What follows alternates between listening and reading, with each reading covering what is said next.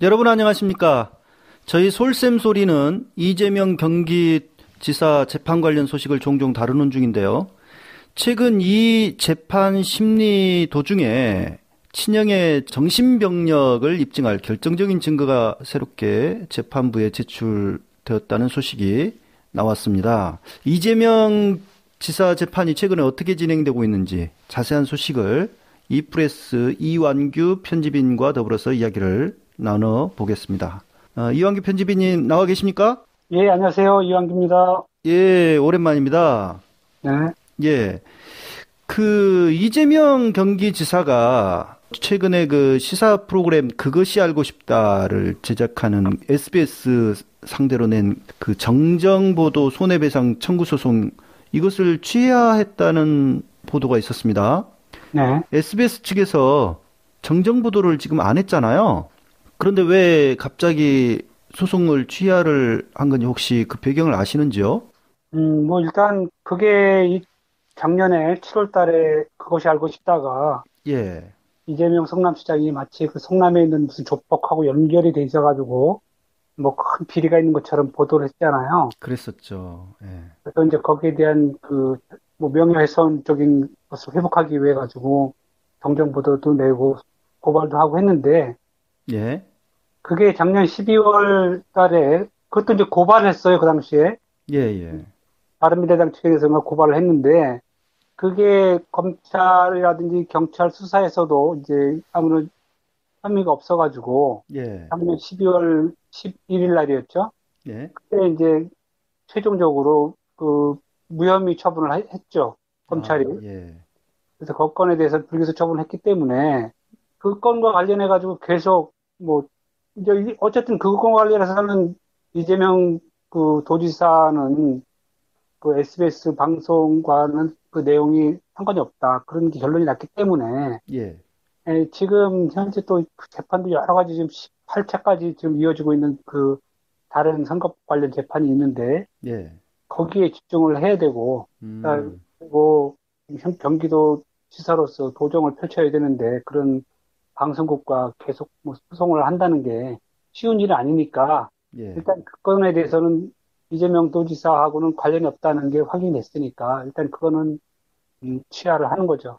아, 그렇게 알고 있습니다. 예, 그렇군요. 뭐 그때 당시에 그 SBS 보도를 보시고 이프레스 이완규 기자님도 그때 연출한 것들을 찾아내고 그러셨잖아요. 근데 그때 SBS가 SBS 기자가 취재를 하면서 예. 그다음에 그 SBS 그것이 알고 싶다 스튜디오에도 마찬가지였죠. 막 그냥 사실은 아무 관련이 크게 없는데도 예. 마치 이재명 옛날에 선거 할 때 그 후보 포스터를 벽에다 걸어놓고 예. 그리고 막 이렇게 액션을 취하면서 마치 뭐 그게 왜 그러냐면 조폭과 관련이 되는 것도 문제지만 한 청년이 뭐 이렇게 조폭과 연련이 돼가지고 살해가 되고 그런 과정을 다루는 프로였기 때문에 예. 그거 간만에 뒀다가는 파장이 엄청나지 않습니까? 마치 그렇죠. 예. 뭐 조폭 도시에 무슨 뭐 수객중으로 이렇게 만들려고 하는 그런 의도가 막 보였기 때문에 예. 거기서 좀 잘못된 점을 찾아가지고 딸 쓰고 했죠, 저도.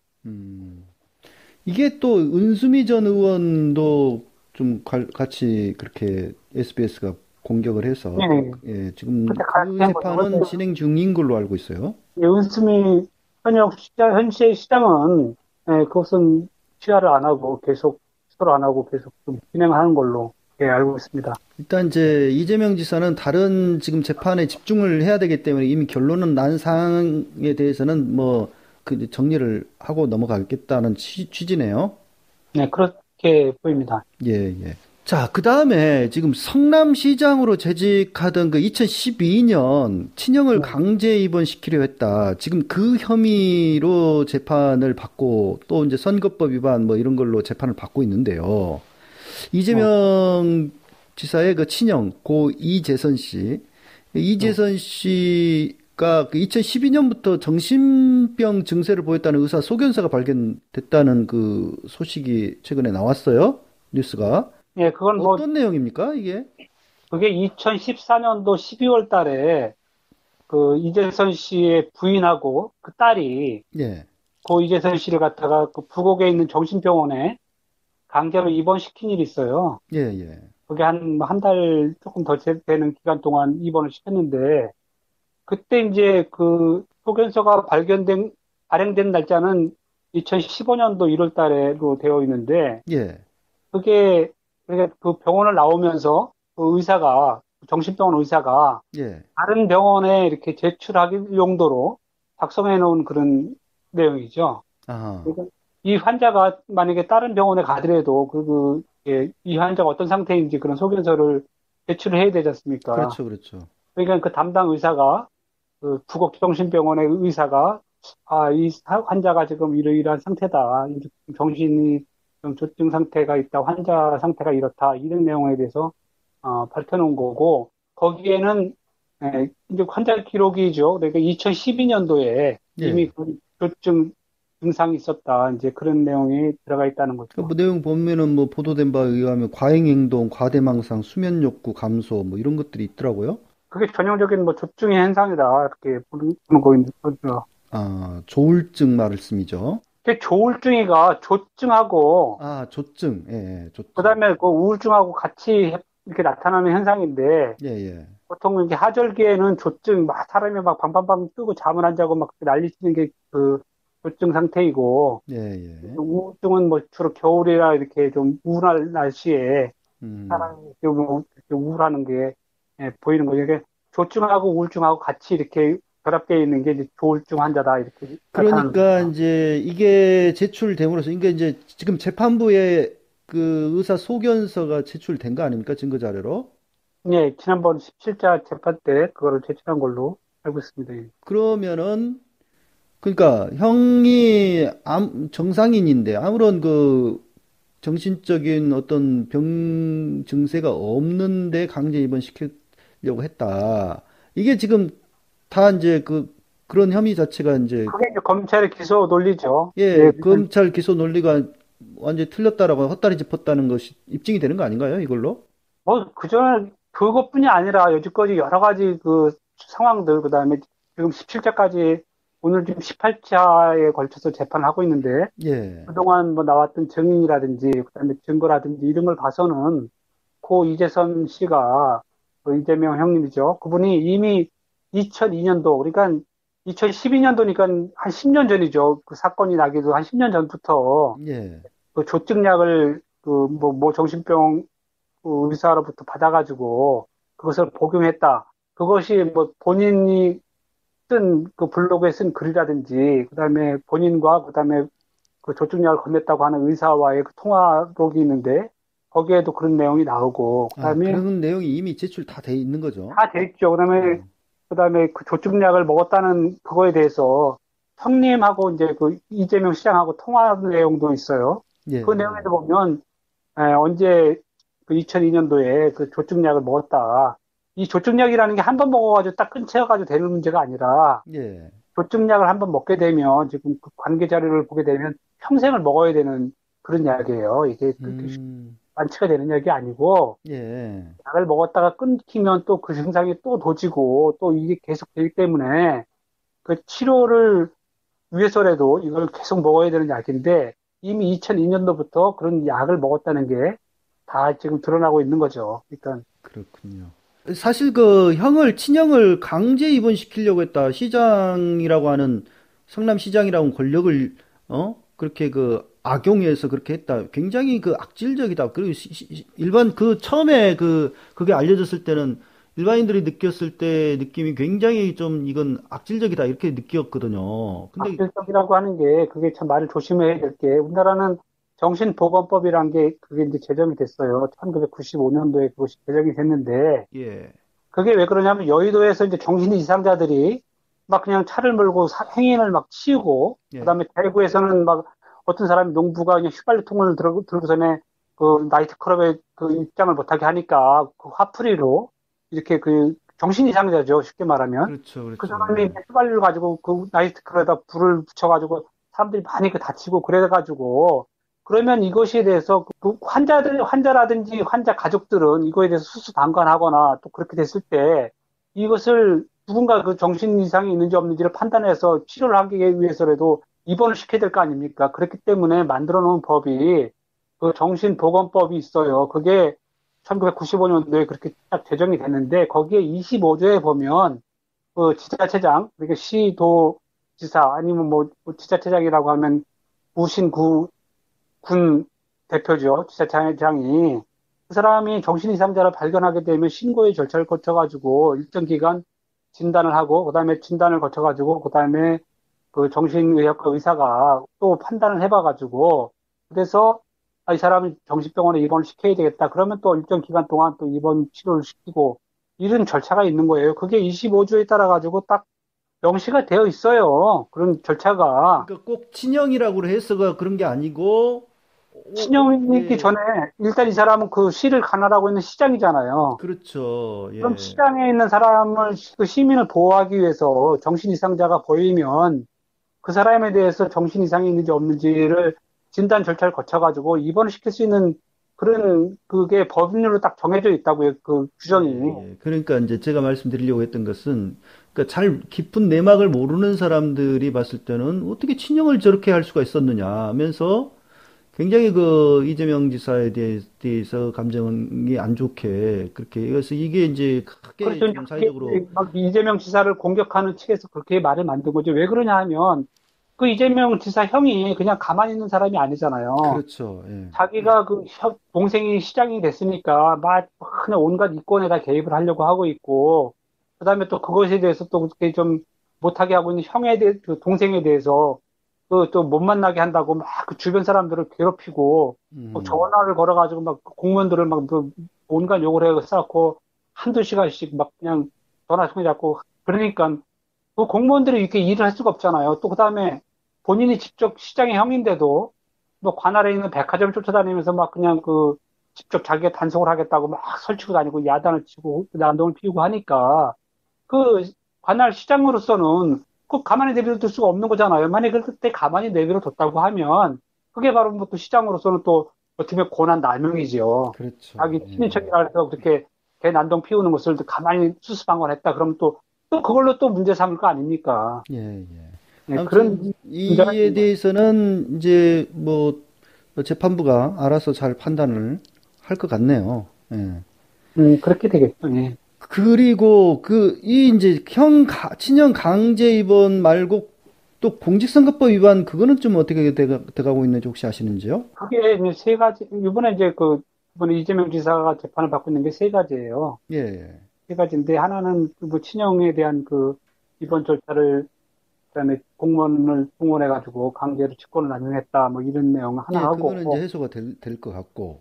예, 그다음에 나머지 두 건이, 하나는 그 파크뷰라고 그래서 성남에 있는 큰 그런 쇼핑몰이 있었는데, 그때 그 분양을 했던 과정에서, 예, 그게 이제 큰 그 좀 비리가 보여가지고, KBS 그 PD 수첩이 이제 그걸 취재를 하는 과정에서, 예, 그 PD가 이제, 말하면 이재명 시장이 그 당시에는 성남에 있던 그 인권 변호사, 예, 시민 활동을 하고 있는 변호사였는데, 그거에 대해서 좀 파헤치고 있었던 이재명, 그게 되게 오래된 일이에요. 그러니까 그게 1992년도인가, 그때 일인데, 정확하게 좀 기억이 날짜가, 예, 이따 뭐 그렇다 치고요. 예, 예.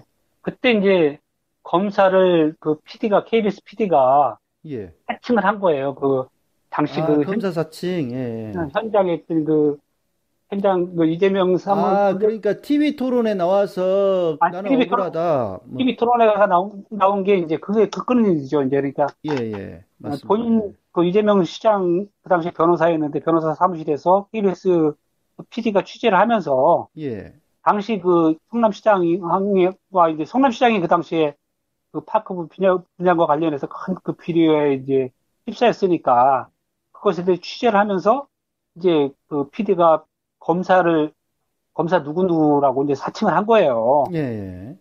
그러면서 이제 그러니까 그 이재명 당시 그냥 성남시장을 타고 친 거죠. 이재명 시장이 아니고 그 전에 시장을. 예, 예. 그랬더니 이제 그게 갑자기 이재명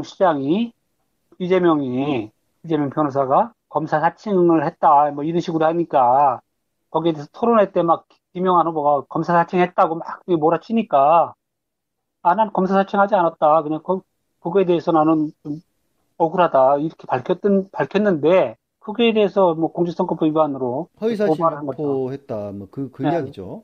예, 후보가 당선되려고 그렇게 예. 예, 검사 사칭을 저도 했는데 그 장면을 다시 보기로 봤는데 제가 예, 봤을 때 아무 문제가 없어요. 근데 그것을 그렇게 허위사실 유포로 한다는 거는 본인은 억울하게 느끼고 당연히 또 본인이 직접 사칭한 게 아니기 때문에 그럼요. 아니, 억울하다고 개인적인 의견을 후보자 토론에서 질문을 표했는데, 정치적인 그 질문을 했기 때문에, 거기에 대해서 정치적인 본인의 의사, 아니, 그래가지고 자기가 유죄인가 150만 원인가 벌금 받았다고 했는데, 예. 그 벌금 받았지만, 벌금은 내라 해서 냈긴 했지만, 그때 사실은 난 억울하다. 지금 예. 생각하니까 참, 분통 터진다. 이렇게 생각하가지고, 그걸 표현했다고 해가지고, 그걸 뭐, 공직선거법 250조 1항인가 그 후보자가 당선되려고 그런 그 허위사실을 말했다 그래가지고 고발한 거죠. 또 나머지 한 가지는 뭡니까?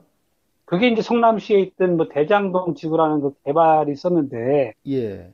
개발 지역이 있었어요. 성남에 큰 이제 대규모 이렇게 개발 단지가 생겼는데 그것을 이제 이재명 성남시장이 이제 되고 나서 그게 원래 LH 공사에서 하던 것을 이제 민간 분양으로 하려고 했던 것을 이제 성남시에서 그걸 민간 분양을 하게 되면 이게 또 큰 막대한 이익을 또 어느 특정 정치 세력들이 먹게 되니까 이것을 성남시에서 직접 하는 성남 도시개발공사를 통해 가지고 그 성남시 그 대장동 지구 개발 택지 개발 지구지요. 예. 그래서 그것을 하기로 그게 결론이 나가지고 그래서 그걸 사업을 진행한 거예요. 그랬더니 그 사업을 쭉 진행을 해가지고 택지를 개발해가지고 이제 이걸 되팔면 그때 한 수익이 한 5천억 정도가 이렇게 나오는 거예요. 그래서 5천억 정도 나와가지고, 5천억이라는 게 그 나중에 받는 조건이 아니라, 예를 들면 5천억이라는 것을 이미 그 개발 계획에다가 이 땅이 다 팔리게 되면 그냥 무조건 들어오는 금액으로 해가지고 5천억 정도를, 이렇게 수익으로 받아가지고, 그걸로 이제 어떤 경우에는 뭐 공원도 만들고, 어떤 터널도 만들고, 이제 그런 이제 성남시 돈으로 들어가야 될 돈인데, 쉽게 말하면 그렇게 돈을 벌어가지고 이제 그런 걸로 쓰니까 예. 이만큼 이제 사업 이익이 났다. 성남시에서 이만큼 돈을 벌었다. 이렇게 이제 그 지난 지방선거 기간 중에 예, 예. 다시 이제 쉽게 말하면 업적이죠. 예, 치죠. 그러한 개발을 통해 가지고 이만큼을 벌어가지고 이렇게 썼다. 예.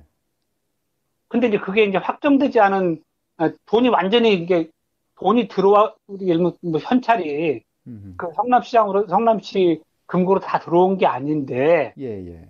이제 예를 들면 확정 예정 수익이라는 그런 개발 방식으로 지금 그 사업을 했는데, 그것이 돈이 안 들어왔는데, 이렇게 돈이 들어와가지고 썼다. 이런 식으로 말을 하면서, 그걸 또 꼬투를 잡아가지고, 그 선거 공보물 있지 않습니까? 우리 그 후보자들이 계정마다 올리는 공보물에다가 예. 그런 내용을 넣었다 그래가지고, 이제 그 성남시에서 있는 그 자유한국당 정치인 측이죠. 그쪽에서 고발을 해가지고 그 내용이 들어가 있는 거죠. 아, 그렇군요. 근데 우리가 알다시피 선거 공보물이라고 하는 것은 그 내용을 이렇게 일일이 거기에 들어가는 내용까지를 포함해서 사전에 이렇게 경기도 선관위 쫓아다니면서 공보물을 작성하기 전에 그런 내용에 대해서 다 컨펌을 받아요. 예, 예. 예. 그리고 또 컨펌을 받고 그다음에 그 선관에서 이 정도 내용이라면 문제가 없다. 이런 다 법률적인 검토를 거쳐가지고 그리고 나서 제작을 하고 그것을 배포하는 것도 그 후보자가 직접 하는 게 아니라 그 후보자는 인쇄를 해가지고 그 선관위가 지정하는 장소에 그때 이렇게 딱 갖다 주면 그 선관위 비용으로 다 그걸 배포를 한단 말이에요. 그런데 그걸 뭐 후보자가 그런 허위사실을 유포했다. 뭐 이런 죄로 해가지고 지금 고발을 한 거죠. 근데 그거는 이재명 지사 지금 세 건의 지금 재판이 하고 있는데 아마 그것도 뭐 큰 문제가 안 될 걸로 저는 보고 있습니다. 아, 그렇군요. 아이고, 이게 재판 1심이지 않습니까, 지금? 이게 1심이죠. 지금 뭐 1심인데 벌써 18차례 18차례 소환 조사를 받고 공판을 하고 예, 있고, 지금 공판을 진행한다는 게 굉장히 거기 지금 증언인자가, 검찰에서 부른 증언자가 몇 명이나 하면, 예. 10명이에요, 40명. 아이고, 그리고 참. 이거 또 거기에 또 방어하기 위해 가지고 그 변호사 측에서 부른 증인이 10명 해서 아니, 이런 50명짜리, 50명 직원이, 증언자가 동원이 되는 무슨 재판입니다. 저 사법농단 뭐 박근혜 재판도 아니고 박근혜 왜 이명박보, 이렇게 이명박보다도 더, 그리고 이게 얼마나 웃기는 재판이냐 하면, 예, 도지사가 월요일 날하고 목요일 날 두 차례 걸쳐서 재판을 받는데, 예, 월요일 날 같은 경우에는 아침 10시에 재판을 시작을 해요. 예, 예. 그러면 하루 종일 하고, 음, 저녁 때 9시, 10시 내 가까이 돼야 재판이 끝나요. 세상에. 아이고. 그리고 목요일 날도 마찬가지죠. 목요일 날도 2시부터 재판을 하는데, 빨리 끝나야 8시, 보통 9시. 아이고. 그러니 SBS 그 건을 취하하는 게 당연하겠네요. 아니, 다른 거에 신경 쓸 수가 없잖아요. 이게, 그러네요. 지금 뭐 지금 펼치기도 힘든데 사실. 한마디로 말하면 어떻게 보면 도정이고 뭐고 다 하지 못하게 지금 하고 있는 어떻게 보면 이거 발목 잡기고 그러네요. 이게 지금 예. 정권 차원에서 어떻게 보면 정치적인 재판을 탄압을 하고 있다. 지금 지지자들 사이에서는 이거 정치적 탄압이다. 이게 어떻게 보면 이재명 도지사 한 개인에 대한 이게 그 재판이라기보다는 이게 차기 그 대통령을 그 바라보고 있는 사람에 대한 이게 지금 그 말살책으로 이 재판을 끌고 있는 거 아니야. 이재명을 갖다가 그렇게 뭐 유력 대선 어떤 주자이기 때문에 미리서 싹을 자르기 위한 어떤 그런 정권 차원의 이게 개입이 있지 않는가 그런 의혹까지 가지고 있는 지금 사람들인데. 6월 달 정도에 1심이 예, 끝나는데, 예. 그 1심에서 이제 뭐 이렇게 뭐 온갖 재판 증인들을 다 불러다 붙여가지고, 그 음, 벌금 100만 원 이상만 때리면 도지사 날아가는 거 아닙니까? 그렇죠. 못하는 거 예. 아니에요? 못하는 거, 물론 항소심 뭐 대법원까지 있다고 하지만, 그거 어떻게 믿습니까? 그러니까, 그냥 온갖 큰 대비를 있는 대로 잡아가지고, 지금 어떻게 쓰든지 이걸 끝내려고 지금 이렇게 하고 있다. 이렇게 아이고, 지금 보고 참 있는 거죠. 이게 그러니까 이 어떤 그 대권 주자로 선다는 게 너무 힘든 일 같아요, 사실. 이게 어떻게 보면 옛날에 제가 뭐 이렇게 정치적인 탄압 재판을 받다고 하면 김대중 대통령 생각할 수 있잖아요. 예, 예. 그 김대중 대통령에 대한 정치적인 탄압도 아마 이거보다 뭐, 뭐 지금 물론 그분의 사형 권도까지 받으셨지만 아니 뭐 현해탄에서 수장시켜 버리려고까지 했지 않습니까? 뭐 그건 그 전에 일이고 그 재판을 거친다면 재판을 예, 한다면 예. 이제 어떻게 보면 그것보다도 더 뭐 온갖 증인들을 다 부르니까요. 뭐 하다못해 뭐 그때 당시에 있었던 그 보건소에 있던 그 과장급 직원부터 시작해가지고 있던 아니 재판부가 그것을 그렇게 한다는 게 자체가 좀 이상하네요. 그러니까 검사 측에서 온갖 증인들을 다 둘러대니까 그리고 또 사실 또 증인이 나와서 이렇게 얘기를 하다 보면 예. 이 증인들이 경찰하고 검찰 조사 과정에서 상당한 압박을 받았다고 다 지금 토론을 하고 있어요. 아, 압박을 받았다. 예, 그러니까 마치 뭐 짜여놓은 그런 틀 형식에 따라 가지고 이렇게 그 사람들 다 참고인이지 않습니까? 그렇죠. 그런 참고인 조사를 하면서 어떤 증인은 나와가지고 자신이 그 경찰 조사를 받는데 막 그냥 그 경찰관이 뭐 연필을 집어던지고 그리고 막 화를 내고 돌아앉는다든지 그다음에 어허. 또 하도 그냥 억울하니까 물어봤다는 거 아닙니까? 자기가 지금 그 참고인 조사를 받는 거냐 피의자 조사를 받는 거냐 어. 성함시 공무원들 같은 경우에는 그 불려가가지고 얼마나 닥달을 당했으면 그런 식으로 다 항변을 하고 항의를 하고 그랬다는 증언까지도 재판부에 와서 얘기를 하고 있는데 아이고, 그렇군요. 이게 지금 검찰이 증인들을 불러놓고도 제대로 뭐 그 유죄를 입증할 만한 그런 증언을 끌어내지 못하고 그러니까 이제 막 쥐어짜기, 억지로 만들기 막 이런 형태로 가고 있네요. 네 그러니까 뭐 기소장 내용을 네. 그냥 딸딸딸딸 좀 외우다시피 지금 그런 식으로 지금 재판을 끌고 가고 있는데 하지만 뭐 음. 재판이 이대로 가게 되면 원체 많은 증언들이 쏟아졌기 때문에 그걸 오히려 이게 나중에 이제 무혐의가 되면은 전화위복이 될 것 같아요. 그렇지 않습니까? 아니, 그때 뭐, 아니, 그거야 뭐, 당연한데, 전화위복이 되는 건 둘째치고, 예.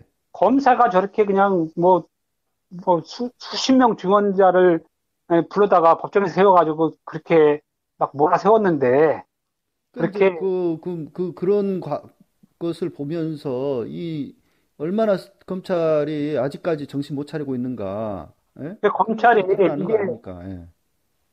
그분들이 과연 이게 정치적인 재판이 아니라면, 그렇게, 저렇게 무모하게, 그렇게 재판을 끌까, 재판할까, 이런 생각을, 하면서 보게 되는 거죠.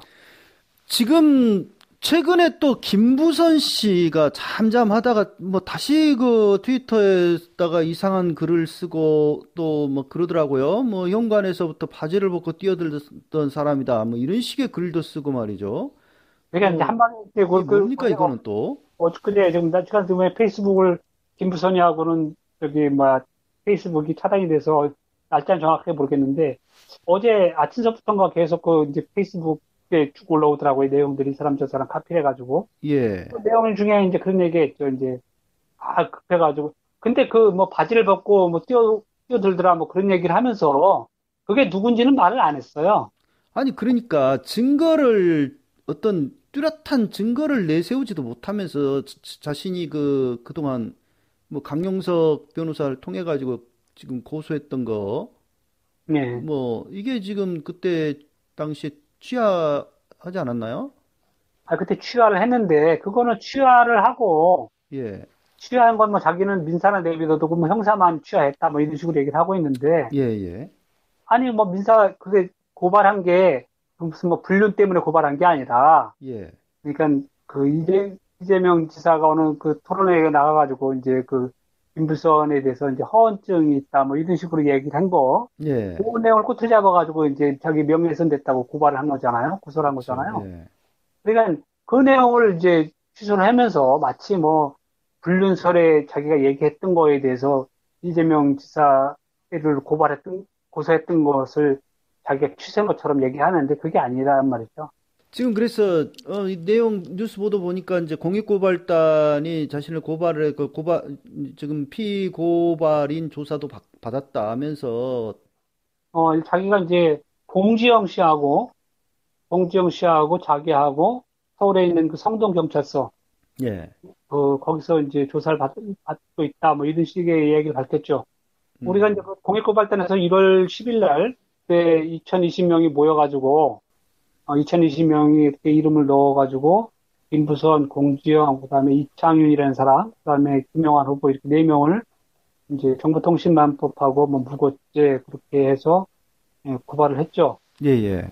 고발을 했고, 거기에 대해서 이제 검찰에서 이제 수사로 전환이 돼가지고, 일선 경찰서에서 이제 피고발인들을 불러가지고 조사를 하는 모양입니다. 팔팔하게 달려요 팔팔 대리운전 061-681-8888 천원씩 기부하는 대리운전 팔팔 대리운전 061-681-8888 팔팔하게 달려요 팔팔 대리운전 061-681-8888 아니 그 내용 보면은 음. 이제 조사받을 때 성동경찰서 가가지고 피의자 신분 조사받았는데 조사받기 전 수사관에게 명예훼손죄는 반의사 불벌죄 아닌가요? 이재명에게 물어보셨나요? 라고 여쭤봤는데 수사관이 이 지사가 법대로 강력하게 처벌해달라고 했습니다. 라고 하더라. 라면서 이 일을 예상해서 민사소송 취하는 안 했다. 강용석 변호사가 면회할 때 다 취하면 이재명이 또 공격할 수 있다고 알려줘서 줬다면서 강 변호사 짐작이 정확했다. 그 얘기는 뭐 모르겠고, 어쨌든 간에, 예. 뭐 그런 얘기는 거기에 포함되는 내용이 아니고, 공익고발단은 민사 내용까지 관여한 바가 아니었기 때문에, 그 민사 내용은 뭐 공익고발단에서는 거론한 바도 없으니까, 예. 공익고발단에서 일단 고발한 것 때문에 자기가 성동경찰서에서 지금 조사를 받고 있다는 거잖아요. 그렇죠. 예. 예, 거기에 대해서 물론 그 명예훼손이 그 정보통신망법에 따르면 명예훼손죄로 우리가 같이 뒀으니까 그 명예훼손에 대해서는 경찰에서 일단 당사자인 이재명 지사하고 그다음에 이재명 지사 부인에 대해서도 우리 같이 이렇게 놓기 때문에 그 부인에 대해서도 확인을 했겠죠. 확인했으니까 그쪽에서 이제 그렇게 처벌 의사가 분명히 확인되니까 김부선하고 이제 다 불러가지고 조사를 하는 것이죠. 예. 그 내용을 얘기를 해야지 뭐 거기다가 뭐 민사를 그것 때문에 강용석이가 뭐 그걸 하지 말라 그래서 그건 민사 남겨놨다. 그 얘기는 엉뚱한 얘기를 자꾸만 끌어다 붙이는 거예요. 그러네요. 예. 공익고발단에서는 뭐 민사 얘기를 하지도 않았는데. 음흠. 음. 지금 그래서 공익고발단 최근 또 뭐 보니까 그 한 네티즌이 뭐 또 누구를 사칭해가지고 공익고발단 관련해서 또 뭔 소식이 있던데 그건 또 뭡니까? 이게 또 우리 그 정병진 목사님하고 밀접한 관계가 있는 겁니다. 아, 이게. 나하고요? 예. 아니, 나하고 무슨 관계가 있습니까, 이게? 이게 왜 그러냐면 우리 정병진 목사님이 지난번에 그때 선거법상에 예, 그래 273조인가요? 그게 273조에 따라 가지고 그 왜 재정 신청을 할 수 있다는 그것이 예, 재정신청에. 그때 그래가지고 헌법재판소에다가 그때 헌법소원까지 내고 했지 않습니까? 그랬었죠. 위원, 일반 위원, 우리 유권자들, 선거인들은 재정신청 권한이 없고, 예. 그 다음에 이 중앙당하고 후보자만 낼 수 있다. 예, 거기서 선관위도 포함이 돼 있더라고요. 예, 선관위도. 선관위도 있어요. 예, 그러니까 그러니까 이건 그때 너무 차별이다. 예, 위헌 심판 청구까지 했는데 예, 예. 그 내용을 또 그때 오마이뉴스에 제가 또 기사를 쓰면서 내용을 정확하게 알고 있지 않습니까? 예, 그런데 그 트위터에 보면 좀 그런 신바라고 하는 그 여자분이 있는데 예, 그분이 어떻게든 이제 음성까지 다 이제 그 인터넷에 올라오게 됐어요. 근데 그분이 예, 그 궁차사라 해가지고 전에 그 이재명 지사 부인 김혜경 여사를 뭐 해경군 김씨라고 몰아가지고 예. 그때 그 이정열 변호사를 통해 가지고 고발했던 그 사람 중에 한 사람이에요. 아하, 예, 예, tum그런 신바라고 하는 아이디를 쓰는 사람이. 예, 근데 그 사람이 그때 12월 그 사건이 12월 11일 날 검찰에서 그때 불기소 처분을 냈지 않습니까? 불기소 처분을 해가지고 끝냈는데 예. 이 사람이 항고를 하고 재정 신청까지 했다는 거예요. 그래요? 예, 그러니까 항고를 하고 재정 신청을 했다. 그러면 그게 왜 그러냐 하면 그 일반 선거법 위반 고발 사건을 일반 유권자들이 항고하는 절차가 없어요. 항고할 수가 없어요. 그렇죠. 예, 예, 그리고 또 만약에 일반 그 항고가 일반 선거법 사건이 아니고 다른 사건이라고 하더라도 공소시효가 30일을 남겨놓고 그 검찰에서 불기소 처분하게 되면 예, 항고를 할 수가 없고 바로 재정 신청을 들어가야 되는 거거든요. 그렇죠. 법원에. 예, 예. 그렇게 되면은 재정 신청을 한다 그러면 이번에 보니까 수원 고등법원에다가 그 좀 그런 신박 그 사람이 재정 신청을 낸 거예요. 예, 그래서 이제 그 재정 신청 번호까지 이렇게 알게 돼가지고 그러면 이 사람이 뭐 재정 신청을 우리는 저기 김영환 후보만 재정 신청을 낸 줄 알았어요. 예, 김영환 후보도 그 건에 대해서 12월 10일 날 고발을 하고 그다음에 12월 12일 날 재정 신청을 냈어요. 예, 그러니까 검찰에서 이 건에 대해서 불기소 처분한다는 것을 감지를 하고 자기가 이제 그 불기소 처분한 다음 날 재정 신청을 했어요. 예, 그래서 이제 그것이 한 3개월 정도의 시간을 거쳐가지고 3월 12일 날인가 그 김영환 후보가 냈던 재정 신청은 기각이 됐습니다. 끝났어요. 아하, 예, 예. 그런데 그 재정 신청이 또 한 건이 좀 나온 거예요. 그 확인이 되는 거예요. 예, 그게 보니까 3월 7일 날 수원 고등법원에다 재정 신청을 냈는데 그게 좀 그런 신바라는 그 여자분이 예, 개인이 그거를 낸 거란 말이에요. 어허, 그래서 아니 이거는 이상하다. 우리가 이제 그래서 이제 거기 이제 그 사건 번호가 나오니까 그 신청 번호가 나오니까 예, 그 신청 번호 가지고 또 어떤 그 또 다른 그 트위터리안이 그것을 또 찾아가지고 그 이름이 이제 그 신청자, 피고발인은 여기 김혜경 여사가 되어 있으니까 예, 김혜경 여사를 놓고 그다음에 사건번호를 넣어가지고 그 신청자가 누군지 찾아보니까 성이 방 씨인 것이 확인되는 거예요. 방모 씨가 그 신청했다는 거를. 아, 그래가지고 이제 방모 씨를 이제 우리가 이제 생각할 때 이 재정 신청은 후보자만 낼 수 있으니까 예, 지난 지방선거 때 그 후보자 중에서 방 씨라는 이름을 가지고 다 대입을 해보면서 거기다가 이제 다 찾아본 거죠. 누가 이렇게 이름이 뭐냐. 예, 그걸 떴더니 그게 바로 이제 방지현이라고 예, 이름이 뜨는 거예요. 방지현. 음, 그러니까 이제 좀 그런 신바라는 사람이 결국은 냈는데 그 사람 이름을 최종적으로 확인해 보니까 방지현이라고 뜨더라.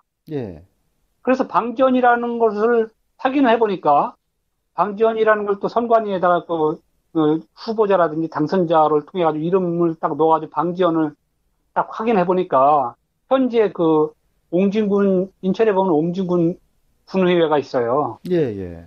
옹진군 군의회 현재 부의장인 방지현이 딱 나오는 거예요. 한 사람이. 아하, 그러니까 방지현이 이제 그래서 이제 또 다른 사람들이 그러면 이게 더불어민주당 그 사람이 더불어민주당 소속인데 예, 더불어민주당 소속인 그 군의원 군의회 부의장이 이재명 지사 부인을 갖다가 고발을 했고 결국은 검찰이 불기소 처분해도 거기에 불복해가지고 항고를 하고 또 거기에 또 불복해가지고 재정 신청을 냈다.